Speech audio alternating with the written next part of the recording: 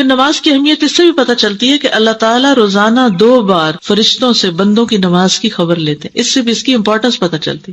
اللہ تعالیٰ یہ نہیں پوچھتے اچھا میرے بندوں نے آج کیا کھایا, کون سے کپڑے پہنے اور کیا کیا, نہیں, وہ کیا پوچھتے ہیں؟ نماز کے بارے میں.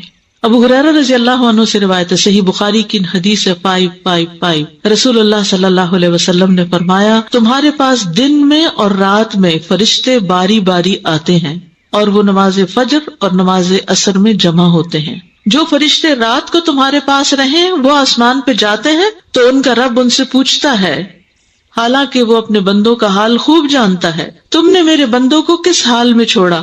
وہ کہتے ہیں ہم نے اس حال میں چھوڑا کہ وہ نماز پڑھ رہے تھے, اور اس حال میں ان کے پاس پہنچے کہ وہ نماز پڑھ رہے تھے. یہ فرشتوں کی گواہیاں ہیں کس کے لیے؟ نماز پڑھنے والوں کے لیے. تو دن کے دونوں کناروں پر نماز قائم کرو, کیونکہ خاص طور پر ان نمازوں کی روزانہ رپورٹ لی جاتی.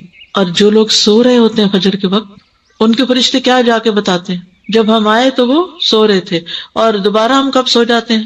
جب کام سے واپس آتے ہیں نا, تو عصر کے وقت لمبی نیند سو جاتے ہیں, کیونکہ راتوں کو جاگنا ہوتا ہے. ہم نے ایک رات کو جاگنے کی خرابی آپ دیکھیے کیا ہے کہ 2 اہم نمازیں مس ہوتی ہیں, فجر کیونکہ نیند پوری نہیں ہوئی, اور عصر کام سے واپس آ کے پھر سونا ہے کیونکہ نیند پوری نہیں ہوئی.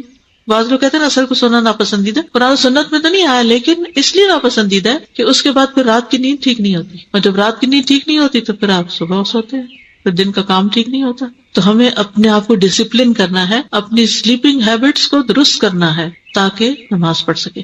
یاد رکھیے پھر وہی حدیث دہراؤں گی کہ جس کی نماز ٹھیک ہو گئی اس کا سب کچھ ٹھیک ہو گیا.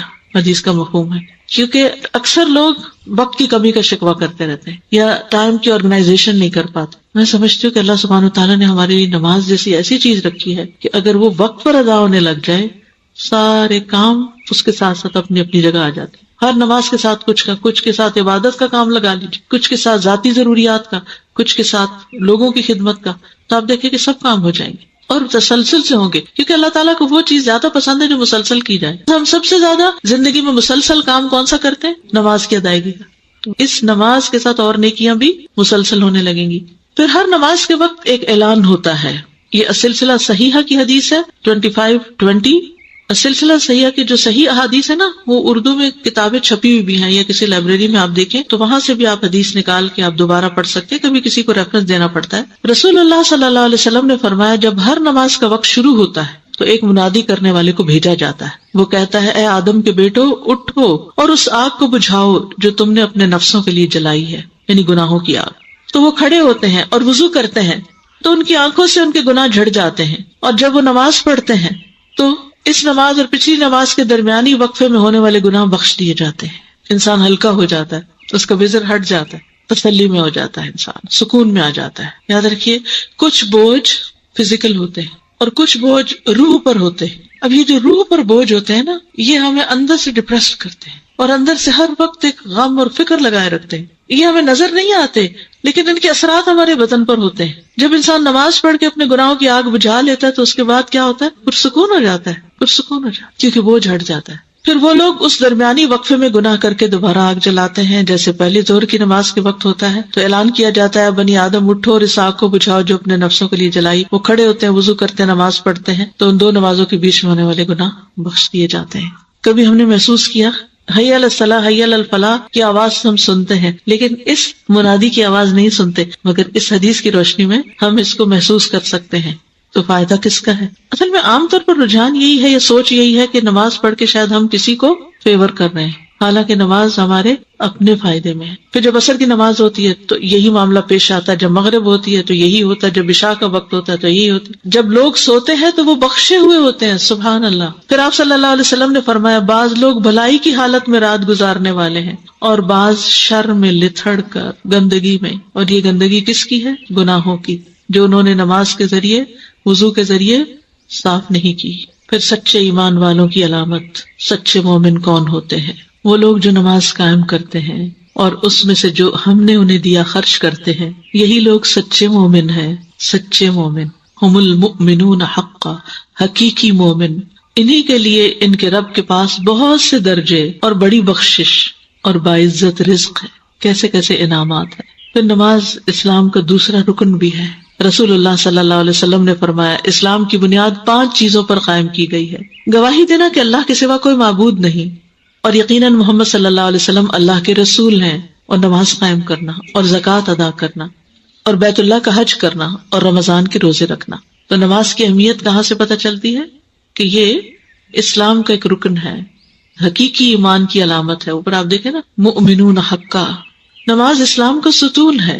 معاذ بن جبل سے روایت ہے کہ رسول اللہ صلی اللہ علیہ وسلم نے مجھ سے فرمایا، کیا میں تمہیں دین کی بنیاد، اس کا ستون اور اس کے کوہان کی بلندی کے متعلق نہ بتاؤں؟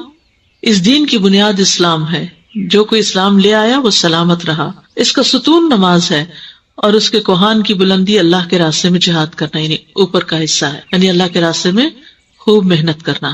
تو جب کسی چیز کا ستون ہی باقی نہ رہے، پلر ہی قائم نہ رہے جس پر وہ عمارت قائم ہے، تو کیا ہوگا؟ باقی سب چیزیں گر جائیں گی. تو پھر وہی حدیث یاد کراتی ہوں، کیا جس کی نماز ٹھیک ہو گئی اس کا سب ٹھیک ہو، اس کا باقی دین بھی ٹھیک ہو جائے گا، اس کے احوال بھی ٹھیک ہو جائیں گے. پھر نماز اسلام کی بنیادی تعلیم ہے. ایک دیہاتی رسول اللہ صلی اللہ علیہ وسلم کی خدمت میں حاضر ہوا اور عرض کیا، یا رسول اللہ صلی اللہ علیہ وسلم، اسلام کیا ہے؟ آپ نے فرمایا، دن اور رات میں 5 نمازیں پڑھنا. اس نے پوچھا، کیا ان کے علاوہ بھی کوئی نماز مجھ پر فرض ہے؟ آپ نے فرمایا نہیں. یعنی اسلام کی عمارت نماز سے ہے. باقی نمازیں کیا ہیں اس 5 کے علاوہ؟ نفلی نمازیں. پھر نبی صلی اللہ علیہ وسلم کا نماز قائم کرنے پر بیعت لینا. جریر بن عبداللہ کہتے ہیں کہ میں نے رسول اللہ صلی اللہ علیہ وسلم سے نماز پڑھنے، زکوٰۃ دینے اور ہر مسلمان سے خیر خواہی کرنے کے اقرار پر بیعت کی. نماز اسلام اور کفر اور شرک میں فرق کرنے والی ہے. ان بین الرجل و بین الشرک والکفر ترک الصلاۃ. رسول اللہ صلی اللہ علیہ وسلم نے فرمایا، آدمی اور اس کے کفر اور شرک کے درمیان فرق نماز چھوڑنا ہے. یعنی مومن ہونے کی پہچان کیا ہے؟ نماز. قرآن میں کیا ہے نماز کے لیے لفظ؟ ایمان. اور اگر نماز ہی چھوڑ دی تو پھر تو ایمان ہی ناقص ہو گیا، ایمان ہی گیا.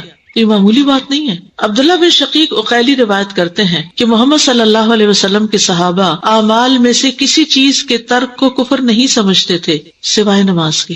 نماز چھوڑنے کو کفر سمجھتے تھے. عبداللہ بن بریدہ اپنے والد سے روایت کرتے ہیں کہ انہوں نے کہا کہ رسول اللہ صلی اللہ علیہ وسلم نے فرمایا، ہمارے اور ان منافقین کے درمیان عہد نماز ہے، بس جس نے نماز چھوڑ دی اس نے کفر کیا. فمن ترکھا فقد کفر. اور یہ سنن ترمذی کی روایت. نمازوں کی حفاظت کا حکم اللہ سبحانہ وتعالیٰ نے دیا ہے.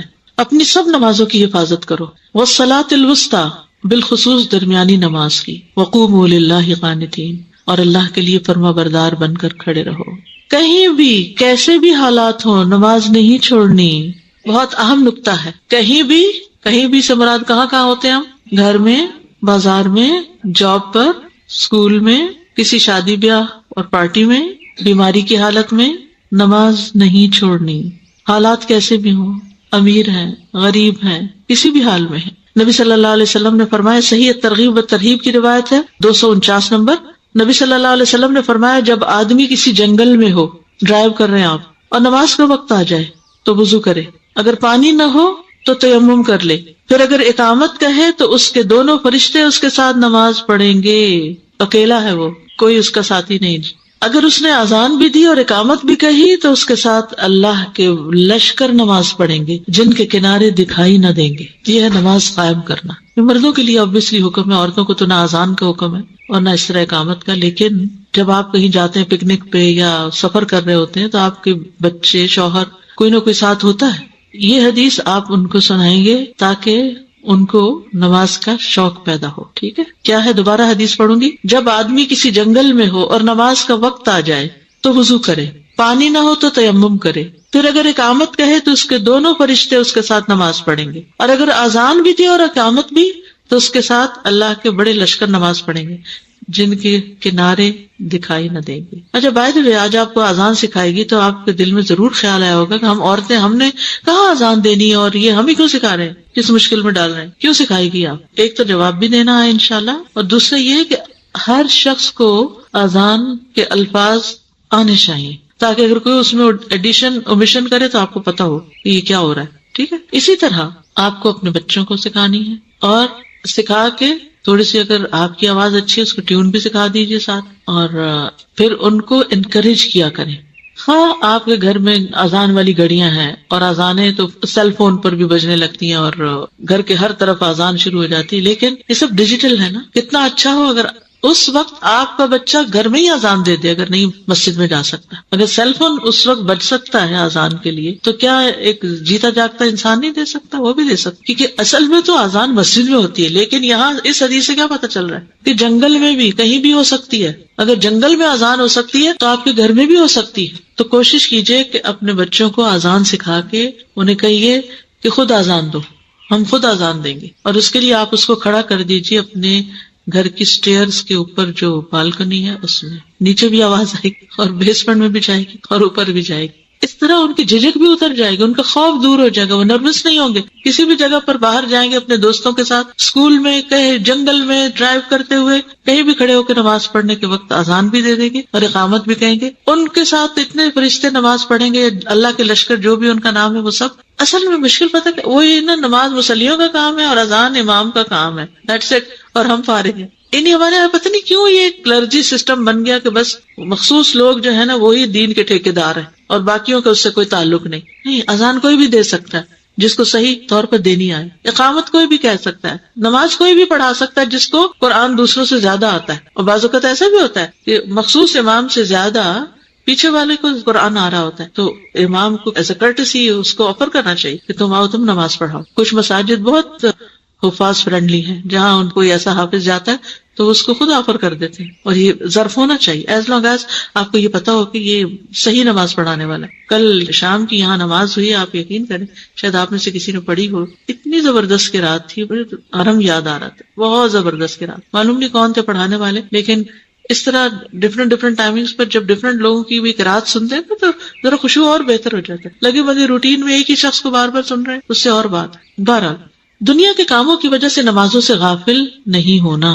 وہ مرد جنہیں اللہ کے ذکر سے اور نماز قائم کرنے اور زکوٰۃ دینے سے نہ کوئی تجارت غافل کرتی ہے اور نہ کوئی خرید و فروخت. سبحان اللہ، تجارت اور خرید و فروخت، کیونکہ اب تو گھر پہ بھی بیٹھ کے ہم امیزون سے خرید و فروخت کر رہے ہوتے ہیں، اور مردوں کے علاوہ عورتیں بھی کر رہی ہوتی ہیں. دیکھیں وہ بازو کہتے ایک چیز، ایک آئٹم دیکھنے بیٹھتے ہیں تو سرچ میں اور ریویوز میں کتنا وقت چلا جاتا ہے اور نماز لیٹ ہو جاتی ہے. تو ان کو دنیا کی چیزوں سے زیادہ نماز کی فکر ہوتی ہے. نہیں نماز کا وقت ہو گیا، اٹھو چھوڑو بعد میں دیکھ لیں گے. تو انسان کہتے نہیں ابھی تھوڑی سی تو 3-4 آئٹم رہ گئے ہیں دیکھ لیتے. نہیں، وہ غافل نہیں ہوتے، وہ اس دن سے ڈرتے ہیں جس میں دل اور آنکھیں الٹ جائیں گی.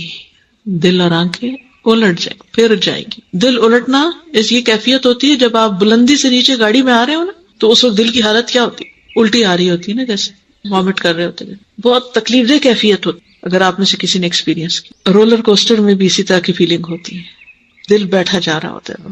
اس دن حشر کے میدان میں ان کی حالت یہ ہو رہی ہے، سوچئے وہاں کھڑے ہونا بھی مشکل اور دل کی اس کیفیت کو سنبھالنا بھی مشکل. خوف اور گھبراہٹ کے مارے یہ عالم ہوگا. یہ رولر کوسٹر میں بھی خوف ہوتا ہے نا، جو تیزی سے موو کر رہا ہوتا ہے اور اوپر نیچے جا رہا ہوتا ہے. تو اسی طرح نگاہیں بھی خوف کے مارے نگاہیں پھر جائیں گی، تو غور سے دیکھ نہیں ان مناظر کو پائیں گے. تو اس دن کے خوف سے، اس دن کے ہول سے بچنے کے لیے وہ آج نمازوں کی فکر کرتے ہیں. پھر مومن کو اپنے باپ دادا اور بچوں سے بھی زیادہ نماز سے محبت ہوتی ہے. یہ ایک ٹیسٹ ہے ہم سب کا. ابو ہریرہ سے مروی ہے کہ ایک مرتبہ رسول اللہ صلی اللہ علیہ وسلم نے زجنان اور عصفان کے درمیان پڑاؤ ڈالا تو مشرکین نے کہا ان لوگوں کی ایک نماز ہے جو انہیں اپنے آباء و اجداد اور اپنے بیٹوں سے بھی زیادہ محبوب ہے. ان کو نماز اپنے باپ دادا اور بچوں سے بھی زیادہ محبوب ہے، اور وہ عصر کی نماز ہے. وہ کس لیے؟ کیونکہ قرآن مجید میں خاص طور پر وصلاۃ الوسطیٰ کی تاکید آئی ہے. اس لیے تم اس وقت اکٹھے ہو کر ان پر یکبارگی حملہ کر دینا. ادھر جبریل علیہ السلام نبی صلی اللہ علیہ وسلم کے پاس آئے اور آپ کو حکم دیا کہ اپنے صحابہ کو 2 گروہوں میں کھڑا کریں. ایک گروہ کو آپ نماز پڑھا دیں اور دوسرا ان کے پیچھے دشمن کے سامنے ڈٹا رہے، اور وہ اپنا حفاظتی سامان اور اسلحہ اپنے ساتھ رکھے. پھر وہ دوسرا گروہ آ کر آپ کے ساتھ نماز پڑھ لے. تو اس وقت وہ صلاۃ الخوف جو تھی، پھر وہ اس کا طریقہ آپ نے بتا دیا کہ ٹھیک ہے وہ تدبیر کر رہے ہیں کہ اس نماز پہ حملہ کریں گے، تو اس کے جواب میں اللہ نے دین میں وسعت رکھی، رخصت رکھی، 2 گروہوں میں بٹ جاؤ. تقسیم کار، زبردست مینجمنٹ. پھر نماز کا وقت داخل ہوتے ہی کام کاج چھوڑ کر نماز پڑھنا. اسود کہتے ہیں کہ میں نے عائشہ رضی اللہ عنہا سے پوچھا نبی صلی اللہ علیہ وسلم اپنے گھر میں کیا کیا کرتے تھے؟ انہوں نے کہا آپ اپنے گھر کے کام کاج کرتے تھے، یعنی اپنے گھر والوں کی خدمت کیا کرتے تھے، اور جب نماز کا وقت ہوتا تو فوراً کام کاج چھوڑ کر نماز کے لیے چلے جاتے. کام وہی چھوڑا اور نماز پہلے ادا. تو اس میں وہ جو واقعہ بتا رہی ہے نا کہ کچن میں ہی جائے نماز رکھی ہوئی، اور جو ہی اذان ہوئی ساتھ ہی نماز شروع کر دی. ایک کہانی میں نے کہیں پڑھی تھی، معلوم نہیں اس کی حقیقت کیا ہے، کہ ایک خاتون جو تھی انہوں نے کھانا پکانا رکھا اور اتنے میں نماز کا وقت ہوا اور انہوں نے نماز شروع کر دی اور عین سجدے میں انتقال ہو گیا. تو اس پہ تبصرہ یہ لکھا ہوا تھا کہ اگر وہ اس وقت کچھ اور کر رہی ہوتی تو اسی حال میں انتقال ہوتا، پکاتی رہتی تو اسی میں، تو چونکہ پرائرٹی نماز تھی تو اس لیے پہلے نماز ادا کرنے لگی اور اسی میں انتقال ہو گیا. تو دنیا میں انسان جن چیزوں سے محبت کرتا ہے نا، المرء مع من احبہ، اسی کے ساتھ ہوگا جس سے وہ محبت کرتا ہے. عموماً انہی کاموں پر اختتام ہوتا ہے جن کے ساتھ انسان وابستگی رکھتا ہے. نماز کے فوت ہونے پر فکر. حضرت علی کہتے ہیں کہ احزاب کے دن رسول اللہ صلی اللہ علیہ وسلم نے فرمایا، اللہ ان کے گھروں اور ان کی قبروں کو آگ سے بھر دے، انہوں نے ہمیں عصر کی نماز سے روک دیا یہاں تک کہ سورج غروب ہو گیا. یہ غزوہ خندق کھوتے کھوتے اس میں حفاظت کے وقت یہ معاملہ پیش آیا. اب اس میں آپ دیکھیے کہ نبی صلی اللہ علیہ وسلم کبھی کسی کو بد دعا نہیں دیتے تھے، لیکن جب نماز پڑھنے کا موقع نہ ملا تو اس موقع پر آپ نے ایسا کیا. تو اس سے بھی اندازہ لگائیے نماز کی اہمیت کا. پھر گھر والوں کو نماز کا حکم دینا اور اس پہ جمے رہنا، اور اپنے گھر والوں کو نماز کا حکم دیجیے اور اس پر خوب پابند رہیے. یعنی نماز اتنی امپورٹنٹ ہے کہ صرف خود ہی پڑھنا کافی نہیں، بلکہ گھر میں اس کا ایک ماحول پیدا کرنا ہے، گھر والوں کو بھی حکم دینا ہے. ہم تم سے کسی رزق کا مطالبہ نہیں کرتے، پیچھے ہم نے پڑھا نا عبادت میں رزق، تو ہمیں رزق نہیں چاہیے، ہم نے تمہیں عبادت کے لیے پیدا کیا، عبادت کر کے آئیے، ہم ہی تمہیں رزق دیں گے اور اچھا انجام تقویٰ کا ہے. بچوں کو نماز کا حکم کب سے دیا جائے؟ آپ صلی اللہ علیہ وسلم نے فرمایا اپنے بچوں کو نماز پڑھنے کا حکم دو جب وہ 7 سال کے ہو جائیں، اور جب وہ 10 برس کے ہوں تو انہیں ترک نماز پر مارو اور ان کے بستر آپس میں جدا کر دو. یعنی مارو سے مرادی کی سختی بھی پھر کی جائے، ان کو ڈسپلن کیا جائے. حالت جنگ میں بھی نماز کی حفاظت کی جائے. قرآن مجید میں تحافظوا علی الصلوات والصلاۃ الوسطی وقوموا للہ قانتین فإن خفتم فرجالا او رکبانا فإذا امنتم فاذکروا اللہ کما علمکم ما لم تکونوا تعلمون. سب نمازوں کی حفاظت کرو اور درمیانی نماز کی، اور اللہ کے لیے فرمانبردار ہو کر کھڑے رہو. اگر تم حالت خوف میں ہو تو خواہ پیدل ہو یا سوار، جیسے ممکن ہو نماز ادا کرو، مگر جب امن میسر آ جائے تو اللہ کو اسی طریقے سے یاد کرو جو اس نے تمہیں سکھایا. یعنی گھر کی نماز، خوف کی جنگ کی حالت کی نماز، یہ دونوں فرق ہیں. تو اس نے تمہیں وہ سکھایا جو تم پہلے نہ جانتے تھے. دجال جیسے عظیم فتنے کے وقت بھی نماز کی حفاظت کرنا ہے. صحابہ کہتے ہیں کہ ہم نے عرض کیا، اے اللہ کے رسول، اور دجال زمین میں کتنا عرصہ رہے گا؟ آپ نے فرمایا 40 دن، اور ایک دن سال کے برابر ہو، اور ایک دن مہینے کے برابر، اور ایک دن ہفتے کے برابر، اور باقی دن تمہارے عام دنوں کے برابر. تو گویا 1 سال اور 1 مہینہ، 1 ہفتہ اور 37 ڈیز. ہم نے اس کے اللہ کے رسول وہ دن جو سال کے برابر ہوگا، کیا اس میں ہمارے لیے ایک دن کی نمازیں پڑھنا کافی ہوگا؟ آپ نے فرمایا نہیں، بلکہ تم 1 سال کی نمازوں کا اندازہ کر لینا، اندازے سے نماز پڑھتے رہنا. اسی طرح نبی صلی اللہ علیہ وسلم کا سخت بیماری میں بھی نماز کی فکر کرنا. عبید اللہ بن عبداللہ کہتے ہیں کہ ایک مرتبہ میں عائشہ رضی اللہ عنہا کی خدمت میں حاضر ہوا اور میں نے عرض کیا کہ آپ مجھے رسول اللہ صلی اللہ علیہ وسلم کے مرض وفات کے بارے میں کچھ بتائیں گی. انہوں نے کہا کیوں نہیں. رسول اللہ صلی اللہ علیہ وسلم کی طبیعت جب بوجھل ہوئی تو آپ نے پوچھا کیا لوگ نماز پڑھ چکے؟ ہم نے کہا نہیں یا رسول اللہ، وہ آپ کا انتظار کر رہے ہیں. اب سوچئے کہ ایک شخص انتہائی بیمار ہے اور اس کو فکر صرف اپنی نہیں، دوسروں کی نماز کی بھی ہے. آپ نے فرمایا میرے لیے ایک ٹب میں پانی رکھو. ہم نے ایسا ہی کیا، آپ نے غسل کیا اور آپ جانے کے لیے کھڑے ہونے ہی لگے تھے کہ آپ پر بے ہوشی طاری ہو گئی.